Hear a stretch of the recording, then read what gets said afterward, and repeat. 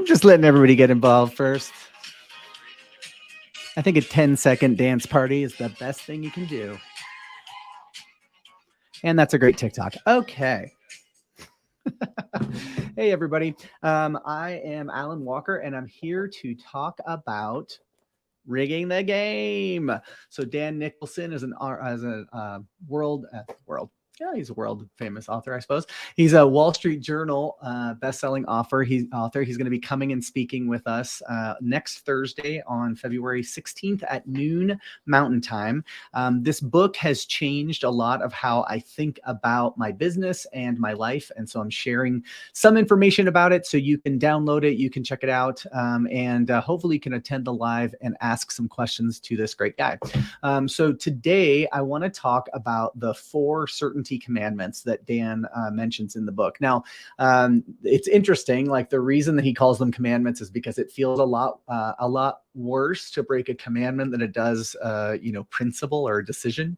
But I want you to just listen a little bit to these 4 things, because they really change how you think through things. What you'll notice is 3 of these 4 things all have to do with decisions that we're making, right? Because a lot of rigging the game is about making the right decisions for you. So the first one that he talks about is closer over more. So closer over more really means so many of us chase more, right? If we can get more money, then we think that's the way to go. But we don't often think about what's the actual problem we're trying to solve for, and how do we know when we've gotten there, right? If you're always chasing more, it's going to be very hard to ever arrive anywhere, right? And so he talks a lot about the solvable problem. And the solvable problem is, how much do you want, by what timeline, and how do you want to do it, right? That's your solvable problem. So if you have a number that you're working towards, you can start to decide, does this decision get me closer to what I'm actually trying to do? Or is this decision just getting me more for more sake, right? More money isn't always the answer, right? If you want to spend more time with your family and you start working a ton to make more money to spend time with your family, then you're not necessarily getting what you want, which is to spend time with your family, right? So if you're given the decision, well, okay, do I get a nanny or an assistant? If I get an assistant, then I'll have more time to spend with my family. If I have a nanny, I'm actually going to spend less time with my family and more time working to pay for the nanny, right? So those are the types of things that you want to think about when you're thinking through, like, is this decision getting me closer, or is it just getting me more? Because you'll be surprised if you start to ask yourself in that context what you actually decide to do. So that's the first commandment. The second is preference versus binary. So what this means, or preference versus binary decisions, what does that mean? Well, so often, and I have been 100% guilty of this, maybe some of you have as well. So often I've been told this is the way to do whatever, right? This is the way. And often there aren't binary choices to be made. It's not like you do it or you don't do it, or you do it this way or you don't do it at all. A lot of times we just have preferences, right? We have preferences on how we want to work. We have preferences on the business we want to be in. We have preferences on how we are going to grow our business. I mean, how many of us have been stuck with some marketing guru that says, if you just do my 10-step system, then you'll triple your business overnight?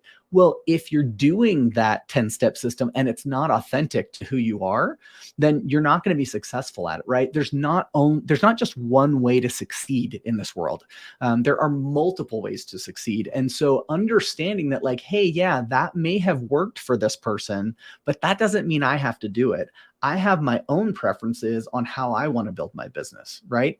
I know this in my real estate business, right? Like, I went down the path of, let's build a big company, let's have tons of employees. And what I realized is that, like, I don't want to have a bunch of people I want to manage, right? Like, that's not what I want to do. I love being in real estate. I love working with people to either buy or sell or invest in real estate. I love to flip real estate.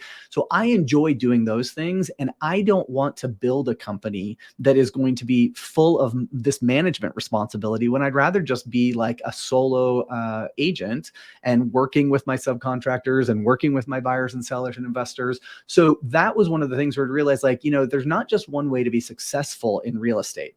There are multiple ways to be successful. And so my preference is to build a business that's based around me and me just being my authentic self, right?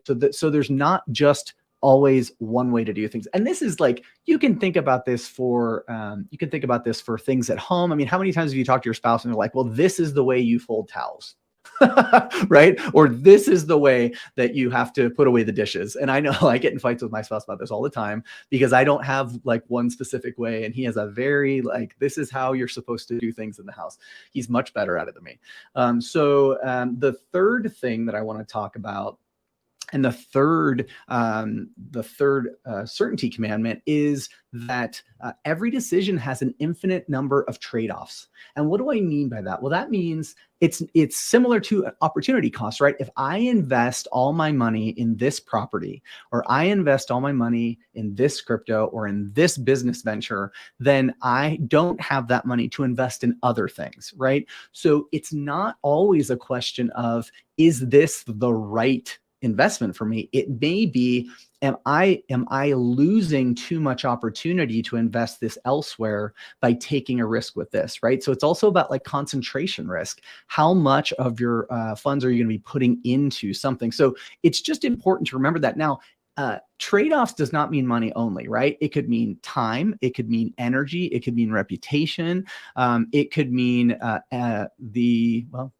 there's an acronym that I'm forgetting. It's called TIMER. So it's time, influence, money, energy, and reputation. So it's not just like, am I willing to take off this trade-off? But if it's like, hey, I need to invest this much time into this, and I don't really want to invest that time, that's the trade-off, right? What else could I be doing with my time?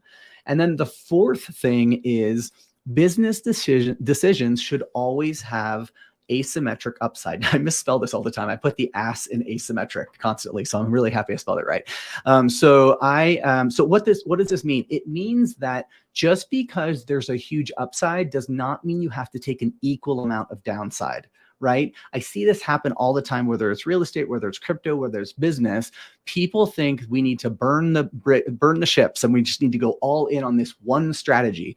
Well, the problem with that is, yeah, it could take off, but what are you going to have, like catastrophic loss if it doesn't work?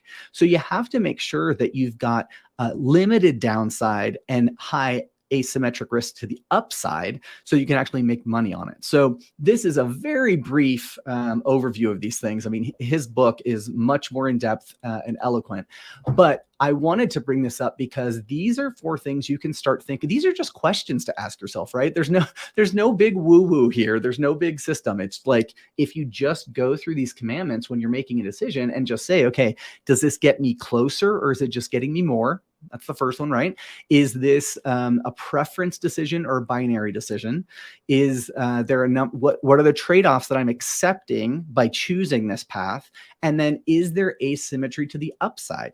So those are 4 questions that you can ask. This could be about a marketing campaign in your business. This could be about buying an investment property. This could be about investing in a crypto project. This could be about really anything.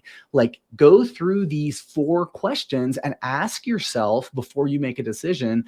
This is what I found. So for me, I tend to be a quick start is a terminology that you'll often hear, but I like to just dive into something and start doing it without necessarily like going through all of the analysis that's needed beforehand. These 4 things are ways that I actually help myself to not just jump into things. Now, sometimes it works out great, right? I jumped into real estate. I've had a massive amount of success in real estate. I've jumped into crypto, same thing. I had a massive amount, but I also opened myself up to a ton of risk. And 4 things help you to mitigate some of that risk before you actually spend any of those 5 types of currency, right? Time, influence, money, energy, and reputation. So I hope that helps. If you have questions, I still, for some reason, can't see. Oh, hey, someone made a live. Now I cannot see what people's names are when they post in my software here. So it just says Facebook user. So if you can, when you're posting a comment or posting a question, just be sure to drop your name in there just so I can say hello and know who you are. But while I've got a few people here, are there any questions that I can answer about rigging the game or about real estate, about crypto, I mean, this is open talk. So I can tell you what I had for breakfast this morning, you know, what music I was listening to last night. I mean, really whatever. My life is an open book. Okay. All right. Well, it looks like no one is sending in any comments, but I appreciate you watching. Again, I'm going to be doing more lives between now and next Thursday. So next Thursday, February 16th, noon Mountain Time, I'm going to be doing a live with the artist, the artist also known as author, Dan Nicholson. Somebody just posted, what new flops do I have? I'm hoping you meant flips and that wasn't being shady. Who is it that's asking this question, just so I know who I'm talking to? Because I can only see Facebook user in my interface. You need to actually put your name. Oh, Sabrina. Hey, Sabrina. So flips are something I'm actively looking for right now. If anybody has any flips or has potential flips, feel free to send them my way. So here's what's going on in the market. And this is what everyone's wondering about, right? Is the market appreciating? Is it depreciating? Is it stagnant, right? We had an 11.7% reduction in median home price between June and December of last year. However, we also we got, I think it was like 0.12% increase between December of 2021 and December of 2022. So that means that like we're back to where we are now. Can it go down some more? Possibly. What I'm looking for when I'm looking at flips are, am I building in a 5% or a 10% reduction in what my after repair cost is to protect myself in case the market starts slipping? So that's what I'm looking for right now. The biggest issue that I see is many sellers have not actually been able to recognize that the market has shifted. I'm actually doing a class at Keller Williams on February. Hold on, I don't want to give you wrong information. On February 23rd in the Salt Lake office, if anybody wants to join me, where I'm going to be talking about how do you talk to sellers in this market to still be able to either represent them as an agent, buy their house as a rental, buy their house as a flip, maybe do some seller financing, do seller financing on a flip. So there's lots of things that we can talk to sellers about. So if you guys are interested in that, then let me know, but I'm actively looking for flips. So, hey, if anybody has something coming up, I'm happy to jump on it. 2023 is going to be a great year. We've seen the market pick up. There's more buyers out there finally. They've gotten used to these interest rates. I think prices are stabilizing. So it's a great time to be in real estate. So if you don't have any other questions, then I'll call it quits at that. But be sure to tune in next Thursday, February 16th, noon Mountain Time, where I'm talking with author Dan Nicholson of Rigging the Game. And if you want to buy his book, then riggingamazon.com is the best way. It'll just forward you to his book on Amazon and you can buy it there. Thanks, everyone. Bye.